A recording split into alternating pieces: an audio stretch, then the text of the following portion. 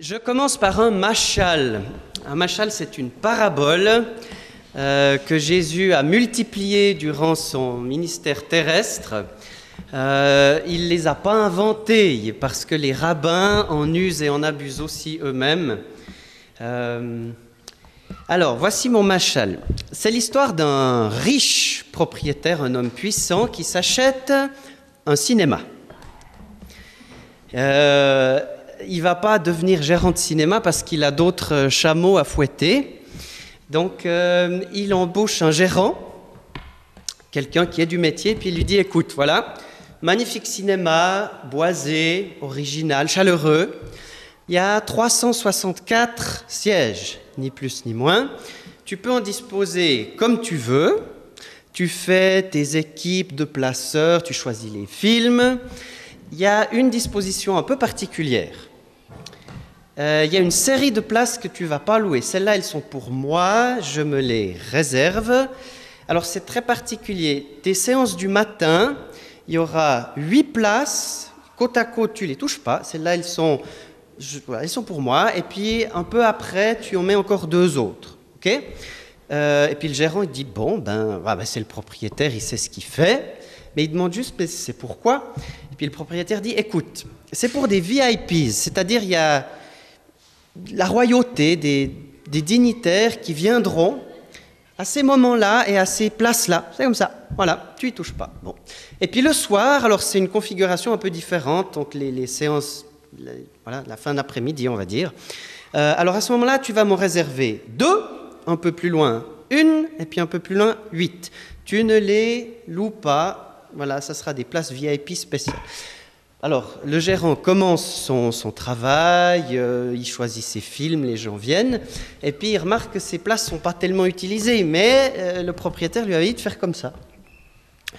Et puis, jusqu'au jour où tout d'un coup, la salle est pleine, qui c'est qui arrive ? 8 personnes en même temps et qui s'assoient. Et puis, c'est pas n'importe qui, c'est le plus grand industriel de la vie avec le prince consort et la princesse machin. Voilà. Et là, le gérant, je dis, waouh, il avait prévu son coup. Et puis, c'est pile les places que les VIPs ont choisies. Ils n'en voulaient pas d'autres. Et puis, pas de surprise, la séance d'après, la place qui venait après, du matin, elle est aussi occupée. Et puis, le gérant, il se dit, finalement, il y a des choses que j'ignore, mais le propriétaire du cinéma savait ce qu'il faisait. Et puis ensuite, il se dit, logiquement, les places que je réserve pour le soir, elles vont aussi être occupées pile où il faut. Le problème, c'est que ça prend du temps. Il s'attend à ce que ces places soient occupées. Elles ne sont pas occupées, en tout cas pas tout de suite. Puis il commence à se dire, mais c'est bête, chaque fois on fait le calcul, ce qu'on perd en place de cinéma. Et que va faire notre gérant ?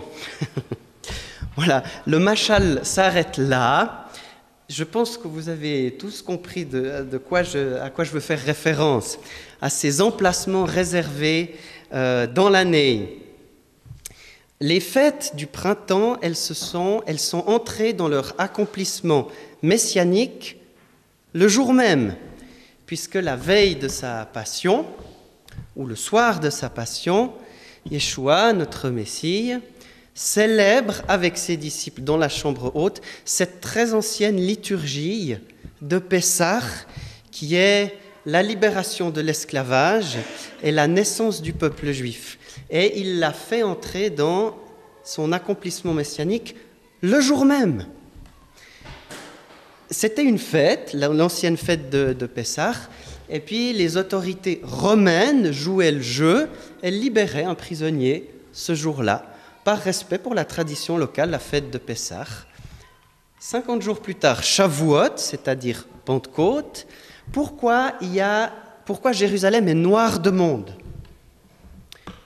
On le sait, c'est parce que c'était l'antique festival de Shavuot, qui est la fête des premiers fruits, les premières récoltes qu'on amène par gerbe et puis qu'on agitait dans le temple devant l'Éternel.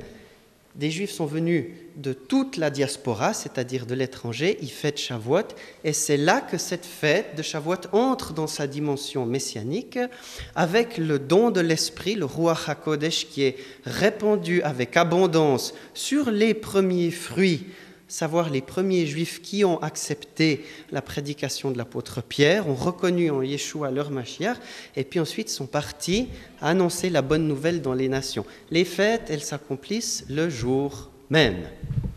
Ce qui nous donne à penser que les fêtes d'automne que vous aviez au tableau Rosh Hashanah, Yom Kippour et puis Sukkot entreront dans leur dimension messianique pile ce jour-là. Vous suivez ma logique, elle me semble assez forte. C'est-à-dire que les prochaines années, et peut-être même cette année, parce qu'on ne va pas fermer la porte, il y aura des choses très particulières qui se passeront lors de Rosh Hashanah, lors de Kippour et puis lors de Sukkot. Si on pense à ces fêtes du printemps, c'est des événements absolument majeurs qui se sont déroulés lors de ces fêtes. On ne va pas y revenir parce que vous les connaissez, ils sont insérés dans notre calendrier chrétien, Pâques et Pentecôte. Pour l'automne, c'est plus difficile. On ne sait pas au juste, mais la Bible nous donne suffisamment d'indications pour savoir à quoi on peut s'attendre. Voilà, c'est l'objet de mon propos. Rappelez encore que ces fêtes de l'Éternel, elles sont multidimensionnelles. Vous pouvez en prendre une et la creuser. Il y a sans arrêt du contenu nouveau. C'est comme une cathédrale qu'on visiterait avec des petites chambres un peu partout. C'est très très vaste. Moi, j'y ai passé pas mal de temps. On s'y perd si on n'a pas vraiment le centre. Mais pour moi, j'y vois quelque chose de la signature de Dieu, c'est-à-dire une intelligence tellement poussée. Alors, on va juste rappeler ici les 3 niveaux. Le premier niveau de toutes ces fêtes de l'Éternel, c'est le niveau agricole. Avant toute chose, c'est lié au cycle de la vie. Shavuot, c'est les premiers fruits. Sukkot, c'est la fête des moissons, des récoltes. Parce que on vit dans une espèce d'illusion, nous autres Européens, Suisses, Français, Occidentaux, c'est-à-dire que si je veux des fraises en décembre, je les aurai, parce que je les fais venir avec beaucoup de kérosène du Maroc ou d'Espagne. On vit complètement décalé du rythme de la vie à cause du kérosène des avions. Et la société agricole de l'Israël ancien, la vie, elle est liée aux moissons. Pas de moisson, c'est la famine, et puis on doit partir en Égypte, dans la maison de servitude. Donc, le premier niveau de ces fêtes, c'est vraiment le niveau créationnel, agricole. Là-dessus, le Seigneur greffe un niveau, on va appeler historique ou mémoriel. C'est-à-dire qu'on va se souvenir de ce que Dieu a fait dans le passé. À Pessah, on se rappelle cette libération de l'Égypte, à bras étendus, le pharaon humilié, le signe du sang avec l'agneau, le sang répandu sur les linteaux, le signe de l'eau avec le passage à travers la mer morte. Et chaque année, la liturgie de Pessah, on se rappelle ce que Dieu a fait, on l'actualise parce qu'on n'est pas dans le passé, on est dans le présent et ça nous amène dans le futur parce que cette liberté, on y entre toujours plus chaque année. Ça, c'est la vision juive et la vision biblique. On n'est pas uniquement dans le passé, on est dans le passé, mais on est vraiment avec, vous et moi, nous sommes vraiment avec les Hébreux devant le Sinaï à recevoir la loi et puis on est devant la mer que l'Éternel va ouvrir.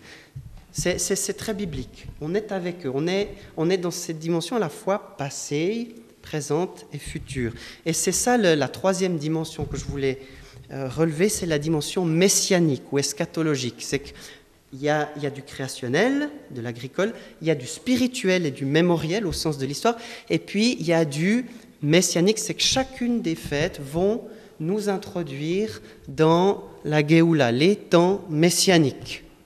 C'est net pour Pessah, c'est net pour Shavuot, et ça l'est encore plus pour nos fêtes de l'automne.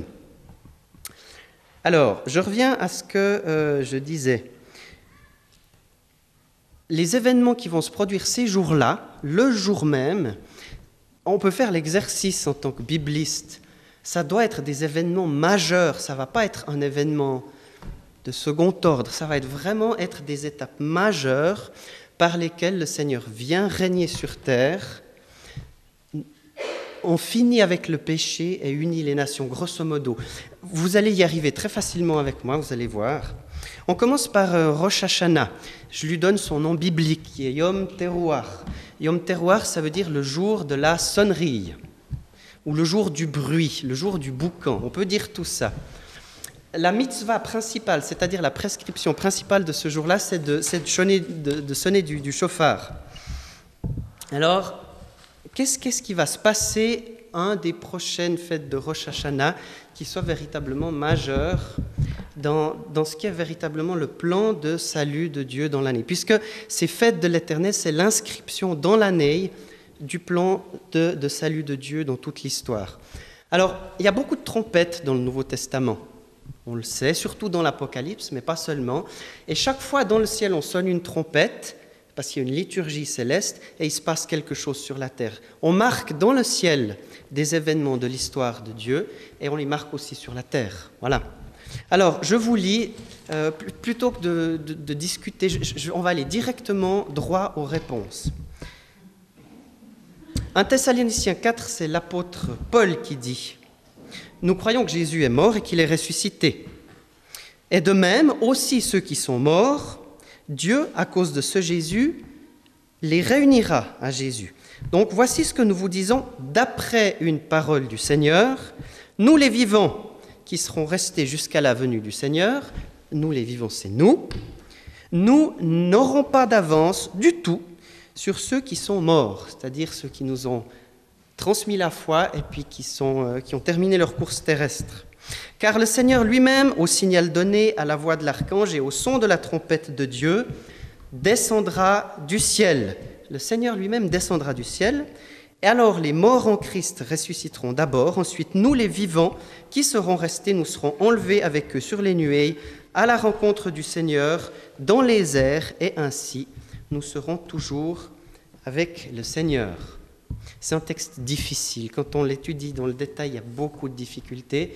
Il s'agit de ce que la théologie chrétienne a appelé l'enlèvement de l'Église. On va essayer, s'il vous plaît, de ne pas nous perdre dans tous les débats qui a eu lieu là-autour, parce qu'on n'en finira pas. Mais j'attire juste votre attention sur ce point-là. Il est dit que les morts ressuscitent d'abord, les morts en Christ. Ensuite, les vivants, et ils vont retrouver le Seigneur, Yeshua, dans les airs sur les nuées. Pourquoi est-ce qu'on ne va pas directement dans le paradis si on est enlevé? Pourquoi est-ce que le Seigneur ne vient pas directement sur la terre après? Le texte ne le dit pas. Maintenant, si on revient à ce mot « enlevé », et qu'on regarde le substrat de la pensée hébraïque, qu'est-ce que ça dit en hébreu? Plus que l'idée d'un rapt et d'un kidnapping, vous savez, genre mafia, c'est pas ça. C'est l'idée d'un dignitaire qui arrive, il est là, à la porte, enfin même pas, il est au parking. Et puis, c'est un personnage tellement important que les principaux d'entre nous, les anciens de la ville, vont aller à sa rencontre. C'est plutôt ça la pensée hébraïque. Je pense, et une bonne partie des docteurs de notre foi, de nos hachamim, de nos sages, pensent que l'Église sera enlevée à Rosh Hashanah. Un de ces prochains Rosh Hashanah, cet événement de salut se passera ce jour-là. Je ne peux pas le prouver, je vous dis ma conviction à la lecture de la parole. Stéphane vous a expliqué que Rosh Hashanah est suivi par les Yamim Noraim, c'est-à-dire les jours terribles, les Eseret Yemei Teshuva, les 10 jours de repentance. On peut imaginer ce qui se passe si effectivement tous les croyants disparaissent. Qu'est-ce qui va venir de ce monde ? C'est-à-dire qu'il n'y aura plus de prière de l'Église, il y aura plus ce rempart puissant contre le mal, et on peut imaginer que l'humanité se déchaînera dans le mal. Puisqu'il n'y aura plus cette prière des saints qui est une grande efficace et qui limite quand même l'œuvre du mal sur cette planète. Qu'est-ce qui va se passer dans une planète où on ne prie plus, où les enfants de Dieu en Yeshua ne prient plus? On se déchaîne dans le mal, et quel est le mal préféré de l'humanité? C'est l'antisémitisme. C'est-à-dire on peut imaginer, c'est un scénario, que c'est à ce moment-là que toutes les vannes et les verrous de sécurité qui empêchent notre humanité, de se déchaîner contre Israël seront plus là.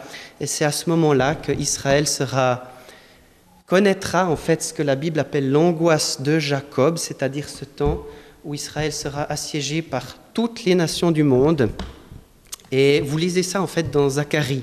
Les 3 derniers chapitres de Zacharie, 12, 13 et 14, et qui sont pleins dans les fêtes d'automne. Vous voulez comprendre les fêtes d'automne, lisez Zacharie 12, 13, 14, parce qu'elles sont annoncées dans leur réalité historique.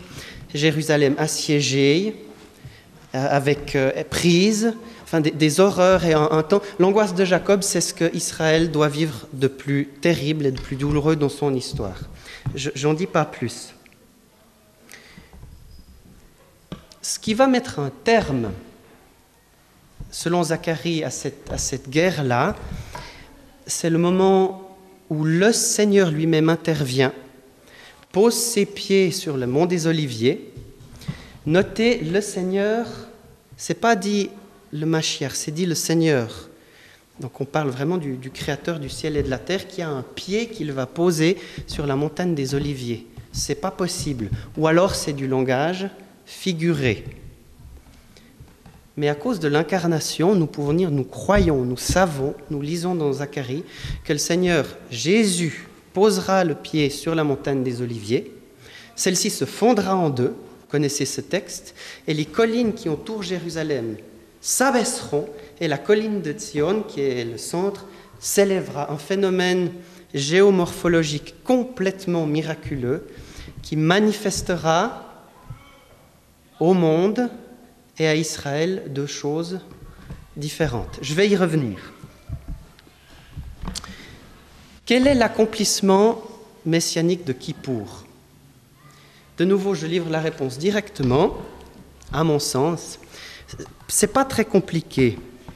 Kippour, c'est la seule fois de l'année où Israël voit Dieu. Parce qu'il est dans cette lumière inaccessible. Moïse a vu son dos, mais dans le Kodesh HaKodashim, le Saint des Saints, le Kohen Gadol, il voit Dieu. C'est biblique.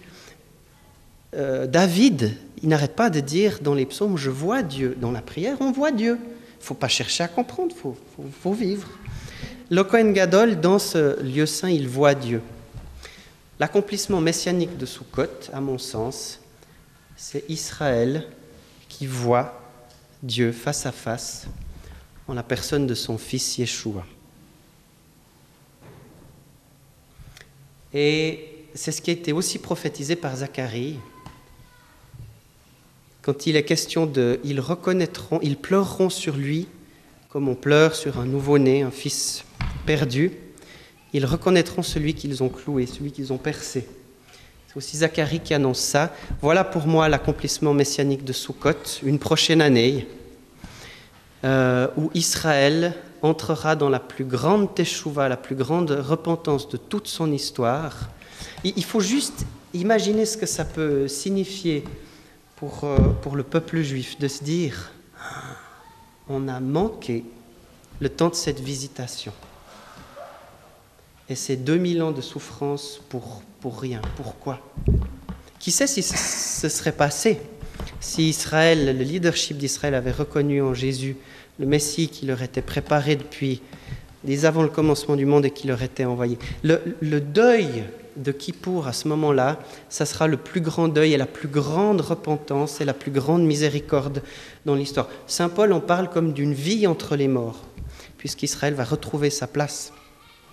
Je reviens à ce que je disais avant. Cette reconnaissance-là, où Israël verra en Jésus Dieu, elle ne va pas se faire entre le café et les croissants. Ça va se faire avec un bouleversement colossal. Moi, je pense que ça va se faire au moment où Israël sera tellement assiégé, même Tzahal ne pourra plus rien pour eux. Et ils seront totalement à la merci de leurs adversaires, parce que Dieu leur a voulu ainsi, et puis ouvert à accueillir en Jésus, quand il se posera sur la montagne des Oliviers, le Messie. Il n'y aura pas le choix. La carte géomorphologique sera changée pour toujours, et Jésus sera là. Il manifestera à Israël ce qu'il est, et attention, ça nous concerne nous, il manifestera aux nations son choix inaltérable et éternel d'Israël.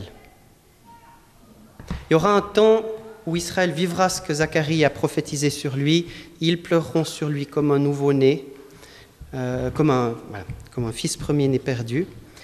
Mais sur les nations qui auront attaqué Israël, Zacharie n'est pas tendre non plus. Il y a ce jugement terrible qui est annoncé, que leurs yeux pourriront dans leurs orbites. Est-ce que c'est du nucléaire? Je ne sais pas. Enfin, les jugements qui sont annoncés sur les nations pour cette guerre finale d'agression contre Israël, il y aura aussi des jugements sur les nations. Voilà. Encore une dernière chose que disent les rabbins, c'est très frappant, mais ils sentent. Il faut faire confiance aux juifs religieux sur ce qu'ils sentent. Ils disent, le Mashiach, il est en Israël, quelque part on le sent, il n'est pas encore révélé. Et les rabbins qui disent ça. Alors nous disons, mais oui, on veut bien croire avec vous qu'il est chez vous, il est là, il attend juste de pouvoir entrer maintenant dans son règne. Voilà. Soukhot. Qu'est-ce que va faire Jésus une fois qu'il aura mis fin à cette guerre finale, qui se sera révélée à Israël et que les nations auront enfin compris que le choix d'Israël, Dieu ne reviendra jamais là-dessus. Il y a 4 jours entre Kippour et puis Soukhot. C'est extrêmement rapide la manière dont le Seigneur veut que nous passions de l'affliction, de recevoir son pardon, à la joie totale. Parce que Soukhot, c'est cool. C'est ma fête préférée. De loin. Le Seigneur ne veut pas, ça c'est une correction un peu de nos pratiques chrétiennes, qu'on s'apesantisse dans l'affliction, dans la mortification. Le Seigneur pardonne vraiment. Donc quand on a confessé, quand on a rétabli, le Seigneur oublie. Et puis qu'est-ce qu'on fait? On fait la fête. Ça c'est inscrit dans l'année biblique. Kippour, et puis 4 jours après, vous vous dépêchez de faire vos cabanes et vous sortez les meilleurs vins, les meilleurs fruits et on fait bombance. C'est très saint, c'est très juif, c'est très biblique. Je pense que très rapidement après cet événement de Kippour, cette guerre, on va entrer dans la plus grande réjouissance de l'année. Pourquoi? Parce que Soukhot, c'est 2 choses. C'est une fête de moisson. Et Soukhot, c'est une fête qui a trait à l'habitation, puisqu'on revient habiter comme au désert. Alors, vous pouvez le faire avec moi, c'est pas compliqué. On va fêter la moisson du Messie. Et qu'est-ce que c'est la moisson du Messie? C'est les nations. Nous sommes la moisson du Messie qui viendra régner à Jérusalem physiquement. L'habitation. Soukhot, c'est... On vit en tente, et les rabbins nous disent que les patriarches sont avec nous. Ils le disent. David est dans la tente avec nous, Abraham, etc. Tous les tzadikim, les justes sont avec nous dans la tente. On rajoute les anges, on rajoute le Saint-Esprit. Dieu vient vivre avec nous dans la tente. L'accomplissement messianique de Soukhot, c'est Dieu vient vivre, habiter sur terre, physiquement, depuis Jérusalem. C'est pas très compliqué, mais après on comprend pourquoi c'est la fête la plus joyeuse de toute l'année. Elle dure 7 plus 1 jour, 8 jours. Et c'est la fête également la plus messianique, disent les rabbins. C'est une fête à laquelle les nations sont convoquées. À l'époque du temple où on pouvait encore faire les sacrifices, on sacrifiait 70 taureaux. Les rabbins ont dit « Ah, 70, c'est pas pour rien ». Parce que 70, c'est le chiffre des nations. Les nations sont liées à Soukhot. La moisson du Messie, l'habitation de Dieu parmi nous. Et que va-t-il advenir des nations qui viendront d'échouer dans leur volonté de détruire Israël? Zacharie a répondu à cette question-là. Toutes les nations qui auront survécu, parce que malheureusement il faut s'attendre à des pertes importantes, ceux qui survivront de cette grande guerre, dit Zacharie, monteront chaque année à Jérusalem fêter Sukkot. C'est-à-dire il y aura la célébration dans ce scénario, le scénario vraiment de la révélation au monde du Messie, du roi des nations, l'anniversaire de cette grande victoire. Et j'imagine que notre Conseil fédéral enverra des délégations officielles avec des montres et du chocolat. Et des montres au chocolat aussi, c'est possible, des montres en chocolat. Chaque nation... Oui, parce que quand on parle de la... J'ai dit, la moisson du Messie, c'est les nations. Alors, dans cette moisson-là, il y a la thune des nations, il y a les chefs des nations, mais ce n'est pas ça qui intéresse. Le Seigneur, c'est le génie des nations. Et chaque nation a un génie propre qui reflète une partie de la créativité de Dieu. Et le culte, l'adoration, c'est ça que le Mashiach attend, Jésus. C'est le culte de chaque nation, qui est différent. Les Brésiliens qui dansent la samba, les Suisses qui sont de très bons organisateurs et qui sonnent les cloches.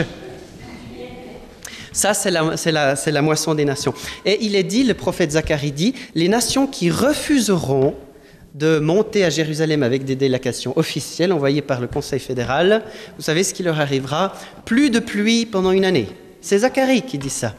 Donc ça sera une petite incitation à venir fêter Sukkot comme le prophète le demande. Voilà. Je finis. Sukkot, c'est 7 plus 1 jour. Le jour le plus important, c'est le 8e, c'est Hoshana Rabbah, la grande fête. Vous trouvez ça dans Jean 7. Le 8e jour, bibliquement, le chiffre 8, c'est le dépassement de la nature. Le 8e jour, c'est le dépassement de notre temporalité habituelle. Le 8e jour de Rosh Hashanah, c'est l'entrée dans l'éternité. Parce que Jésus vient régner physiquement à Jérusalem, ça dure 7 jours, dans notre cadre de Sukkot, c'est le millénium. De nouveau, c'est peut-être pas votre théologie. Je vous donne la théologie messianique standard là-dessus, c'est que Jésus vient régner physiquement à Jérusalem. Pendant cette période-là, les nations peuvent choisir d'obéir ou pas, peuvent choisir d'emmener leur délégation à Jérusalem ou d'être fâchés avec Israël et de ne pas le faire. Ils vont le payer chèrement. Pas de pluie pendant une année, c'est pas cool. Donc, on ne sait pas, c'est encore très mystérieux. Mais tenons à ce que dit la parole, à ce que dit Zacharie, à ce que dit l'Apocalypse. Cette habitation, cette fête, puisque c'est vraiment un temps de fête, parce que le Messie règne à Jérusalem, les nations sont libérées du péché, elles sont unies, et on apprend petit à petit à vivre la Torah, ce que le Seigneur nous a donné comme but de vivre, aimer son prochain. Et puis ensuite, ce 8e jour qui ouvre sur l'éternité. La dernière question, est-ce que ça sera... je vous ai dit que ça va se passer ces jours-là. Est-ce que ça se fera tout en un mois concentré? Enlèvement de l'Église, 10 jours plus tard, grande guerre contre Israël avec une conflagration mondiale, et puis 4 jours plus tard, Jésus revient. En fait, on ne sait pas. Est-ce que c'est des étapes? Là, on ne va pas entrer parce qu'après, ça devient des calculs d'apothicaire. Mais on croit très fort, parce qu'elle est biblique, à cette succession d'événements qui vont manifester ce que nous sommes réellement. Chacun d'entre nous qui avons accepté en Yeshua le Messie d'Israël et le Messie des nations. Et je finis là-dessus. Ça, c'est mon cœur qui parle. Jésus, il est très proche. Je vous prie de me croire devant Dieu. Cette parole résonne en mon cœur depuis pas longtemps, depuis 2 ans environ. Jésus est très proche. Et il n'est pas du tout impossible que nous ou nos enfants voyons ces jours où Jésus va revenir avec la séquence que j'ai tenté de vous expliquer.